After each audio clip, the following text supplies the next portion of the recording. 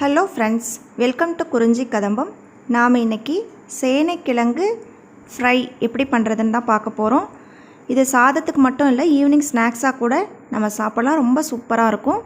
இதுக்கு இன்றைக்கி 1/2 கிலோ அளவுக்கு சேனைக்கிழங்கு, அதாவது எலிஃபெண்ட் ஃபுட் யாம்னு சொல்லுவாங்க இல்லையா, அந்த கிழங்கு எடுத்திருக்கேன். ஃபஸ்ட்டு இந்த கிழங்குல மண் இருக்கிறதுனால நல்லா மண் போக கழுவிக்கணும். கழுவிட்டு அதோடைய மேல் தோலை பீலர் வச்சு கூட நீங்கள் பீல் பண்ணலாம், இல்லை கத்தி வச்சு கட் பண்ணிங்கன்னா அந்த தோல் வந்துடும். நீங்கள் தோல் சீவிட்டீங்க அப்படின்னா இமிடியேட்டாக பண்ணிடணும். இல்லைன்னா ஒரு 2 டேஸ் கூட நீங்கள் ஃப்ரிட்ஜில் வச்சு பண்ணலாம் தோல் சீவினதுக்கப்புறம். ஆனால் தோல் சீவிட்டு வெளியில் வச்சுருந்தீங்கன்னா கெட்டுரும். தோல் சீவாமல் எவ்வளோ நாள் வேணாலும் வெளியில் வச்சுருக்கலாம். அதுக்கப்புறமா ஒரு முறை கழுவிட்டு நான் இன்றைக்கி இந்த கிழங்கை 1/2 இன்ச் அளவு துண்டுகளாக இருக்கிற மாதிரி கட் பண்ணிக்க போகிறேன்.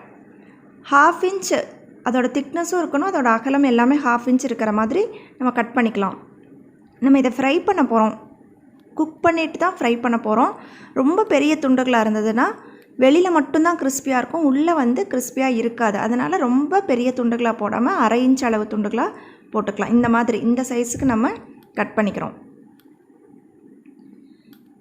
ஸோ எல்லாத்தையுமே கட் பண்ணி வச்சுக்கோங்க. நீங்கள் இப்போ ஜாபுக்கு போகிறீங்க அப்படின்னா காலையில் எழுந்திரிச்சு பண்ண முடியாதுன்னு இதெல்லாம் நைட்டே கட் பண்ணி நீங்கள் ஃப்ரிட்ஜில் வச்சிட்டிங்கன்னா காலையில் பண்ணுறதுக்கு ரொம்ப ஈஸியாக இருக்கும். இப்போ எல்லாமே கட் பண்ணியாச்சு, ரெடியாக இருக்குது. இதை நம்ம 3/4 பதம் அளவுக்கு வேக வைக்க போகிறோம். ஸோ தேவையான அளவு தண்ணி ஊற்றிட்டு அதில் 1 டீஸ்பூன் அளவு உப்பு சேர்த்துட்டு இந்த கிழங்கு எல்லாத்தையும் அதில் போட்டுக்கலாம்.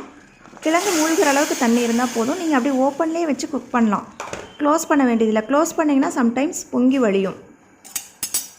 ஒரு 10 to 12 மினிட்ஸ்லேயே இது குக் ஆயிரும். மீடியம் ஃப்ளேம்லேயே வச்சு குக் பண்ணுங்கள். நல்லா கொதிக்க ஆரம்பித்ததுமே இது சாஃப்டான கிழங்கு தான் அப்படிங்கிறதுனால சீக்கிரமாக வெந்துடும். இப்போ இதை எடுத்துகிட்டு ரொம்ப குழைவாக வேக வைக்கக்கூடாது. ஜஸ்ட்டு கத்தியில் கட் பண்ணால் இப்படி நசுக்குனா நசுங்கக்கூடாது. ஆனால் கத்தியில் கட் பண்ணும்போது நமக்கு கட் ஆயிடணும். இது கரெக்டான ஸ்டேஜ். இந்த ஸ்டேஜில் நீங்கள் ஸ்டவ்வை ஆஃப் பண்ணிவிட்டு தண்ணி எல்லாமே ட்ரைன் பண்ணிடணும், வடித்து வச்சிடணும். ஸோ தண்ணியெல்லாம் வடிச்சிட்டு ஜஸ்ட்டு ஒரு தடவை கூல் வாட்டரில் நான் அதை ரென்ஸ் பண்ணிட்டேன், கழுவிட்டேன். இதை நம்ம நல்லா தண்ணி வடிஞ்சதுக்கப்புறமா கிச்சன் டவலில் நீங்கள் போட்டு விட்டுறலாம். இல்லை ஒரு நியூஸ் பேப்பரில் ஒரு 1/2 an hour போட்டுட்டிங்கன்னா அதில் இருக்கிற தண்ணி எல்லாமே அதை அப்சர்வ் பண்ணிடும். பாருங்கள் எப்படி அப்சர்வ் பண்ணிடுச்சுன்னு. இப்போ நீங்கள் எண்ணெயில் ஃப்ரை பண்ணும்போது உங்களுக்கு நிறைய ஆயில் இழுக்காது, அதுக்காக தான். ஸோ இப்போ தேவையான அளவு எண்ணெய் காய வச்சுட்டு, எண்ணெய் நல்லா காஞ்சதுக்கப்புறமா மீடியம் ஃப்ளேமில் வச்சுட்டு நம்ம ஃப்ரை பண்ணுறோம். ஓவர்லோட் பண்ணாதீங்க. போட்டதும் பார்த்திங்கன்னா அப்படி நிறைய பபிள்ஸ் இருக்கும். ஸோ இந்த பபிள்ஸ் எல்லாம் கம்ப்ளீட்டாக ஸ்டாப் ஆகிற அளவுக்கு நம்ம குக் பண்ணணும். கொஞ்சம் பொறுமையாக தான் குக் பண்ணணும், ஏன்னா இது கொஞ்சம் டைம் எடுத்துக்கும். ஸோ நல்லா அப்பப்போ திருப்பி போட்டுகிட்டே இருங்க. பபிள்ஸ்லாம் ஸ்டாப் ஆகும்போது ஆட்டோமேட்டிக்காகவே அதோடைய கலர் ஒரு ப்ரௌன் கலருக்கு சேஞ்ச் ஆகிருக்கும். ஸோ இப்போ நம்ம எடுத்துடலாம். எல்லாமே பேட்சாக நீங்கள் குக் பண்ணுங்கள். ஒரே டைமில் போட்டு ஃபுல்லாக ஃப்ரை பண்ணாதீங்க. இந்த சத்தமே பாருங்கள் எவ்வளோ கிறிஸ்பியாக இருக்குங்கிறத உங்களுக்கு காட்டும். நல்லா கிறிஸ்பியாக இருக்கும். கொஞ்சம் சூடாக இருக்கும்போதே தேவையான அளவு காரத்திற்கேற்ப மிளகாய் தூளும் தேவையான அளவு உப்பும் நம்ம சேர்த்து டாஸ் பண்ணிக்கலாம்.